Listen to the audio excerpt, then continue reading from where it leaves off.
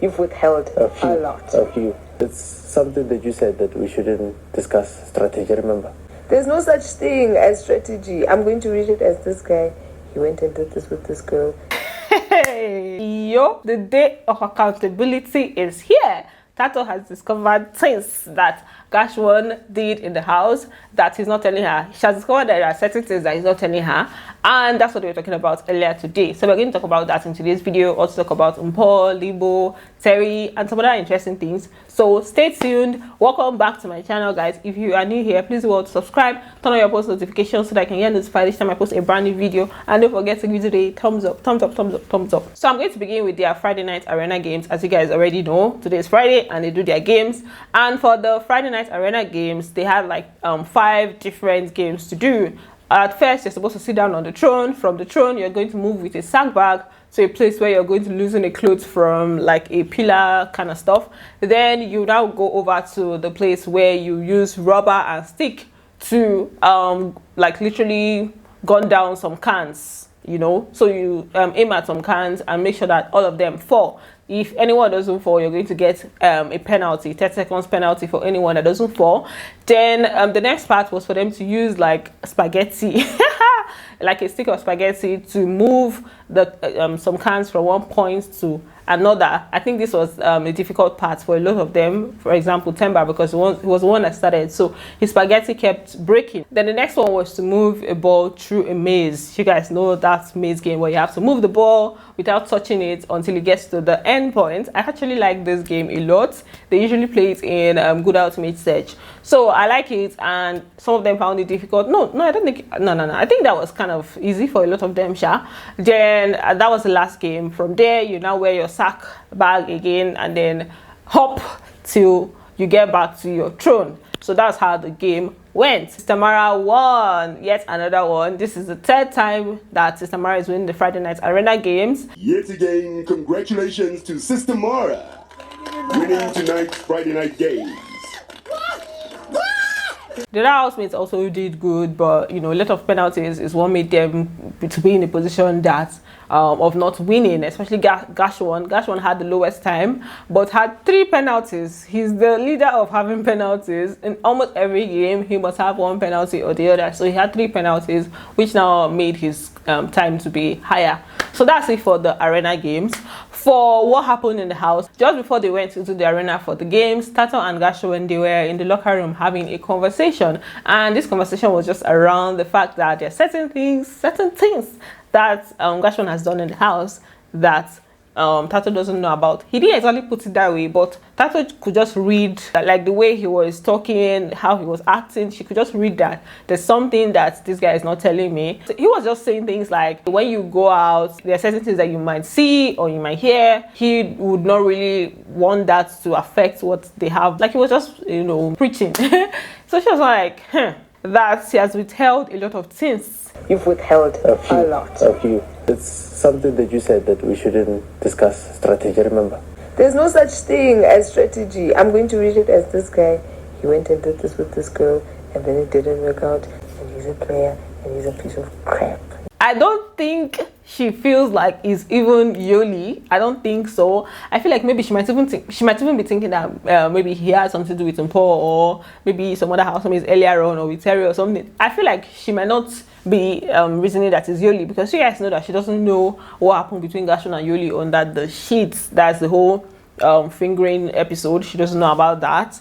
So now she might not even be thinking it that way. Do you understand? And the way it is looking, I feel like it's actually going to cause a really big problem between them, because that's big, that's huge. Yoli is kind of, she's close to Yoli, and then now finding out that that thing happened is a major thing. Like, it's a very intimate stuff. So obviously I feel like she's going to take it personal and she's going to act. I don't know.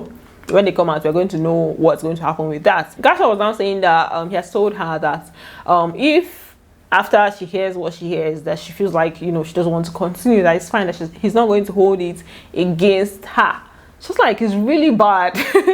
That's the fact that he's talking like this means that it's really bad. He was like, no, that's not really bad, but he doesn't want it. He doesn't want anything to spoil what they have now, and that he's really committed to what they are trying to build. I told you yesterday, my baby, that if you feel like you don't want this after you see what you see, I understand. I will not hold it against you. It's bad. It's not. Your heart is beating really fast. Yeah, I don't want you to perceive it in any other way. And number two, I really want this. So now you regret. I do. It's alright. I actually knew that he regrets it, especially when I started getting close to Tato. I at that point I was like, it would have been better if there was nothing, if all of that didn't happen. It would have just been a more smooth sailing relationship. But with all of that, it would be quite difficult for them to go ahead. And you know, they've been getting closer and closer. So obviously I feel like I felt like he was going to regret it, and now he's saying it. So yeah, now let's talk about Mpho and Libo and the conversation that Mpho had with Terry and Sister Mara. So they were outside doing their diary room session. After, I can't remember the person's diary room session that they had, and then maybe Brother took the camera outside.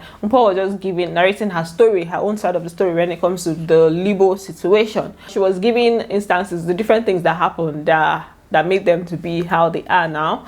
And one of the examples she gave was when there was a water situation. I think he poured water on her bed at some point, or beside her, be on her. There was a water situation though. Then Mpho told him that, why would you do that? Like, you know, why would you joke like that? That what if I pour you acid? Like, that was what she said.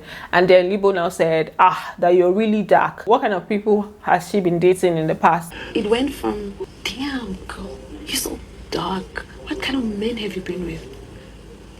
That time Vero is really, what kind of men?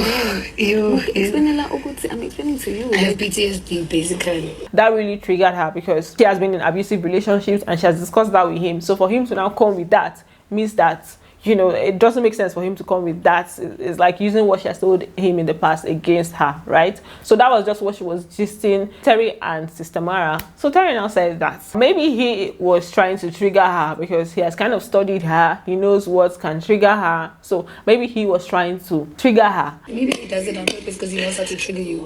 He's figured you out to a certain extent. But I will not. Okay, I was surprised at first that Terry was like, you know, siding with Mpho, because I know Terry and Libo are close, like they're really close. I think that they're the closest. Libo is the closest to her in the house right now. So I was feeling like, okay, maybe she won't really participate in the conversation. She won't say much. But she was on the side of Mpho. At some point, she was even siding with Gash as against Libo. I was like, okay, it's all right. Then she also said, as Terry also said, that the way Libo put the story, it's almost like, you know, like he painted the story in a different way, like everything happened all at once, everything happened in one day and all of that. So I think that's why she kind of sided with Mpho, because she has not really heard Mpho's side of the story. So she's like, okay, now I've heard the two sides of the story and I'm seeing it in a different light, right? Then she was not giving them another gist of another thing that happened on one Saturday night after their Saturday night party. No, on Sunday after the party, everybody slept. Then on Sunday,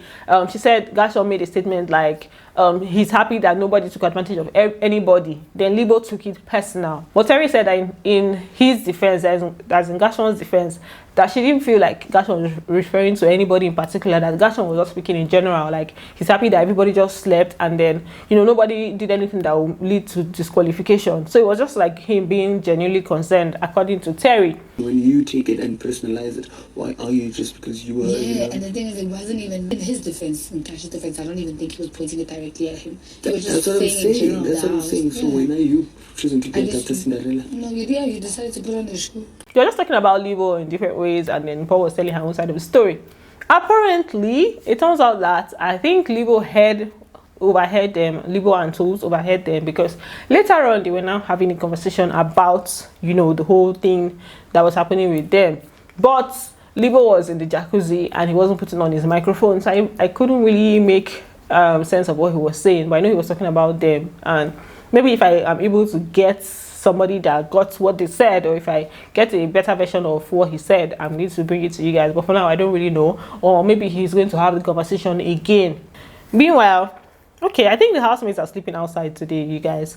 We better brought some foams and placed it outside. You guys know the theme for this week is like going all natural, like going back to nature basically. So I think they're sleeping outside. So yeah. Then there's a video I saw on Twitter actually. Then I went to TikTok to look for it.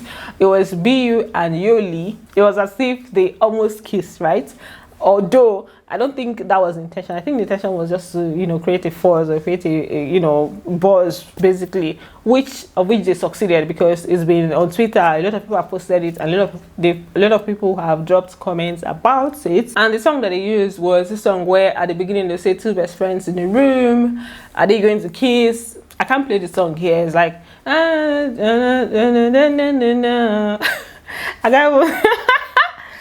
I can't sing to save my life, but yeah, I can't use the song, but I'm just going to play the video for you guys with a different sound.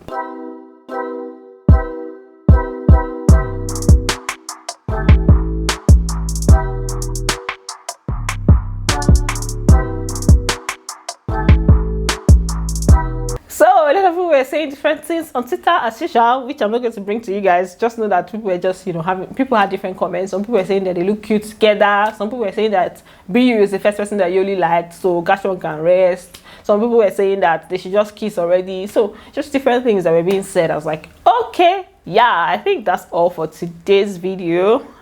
And any other thing that happens in the house, I'm going to come and give you guys gist.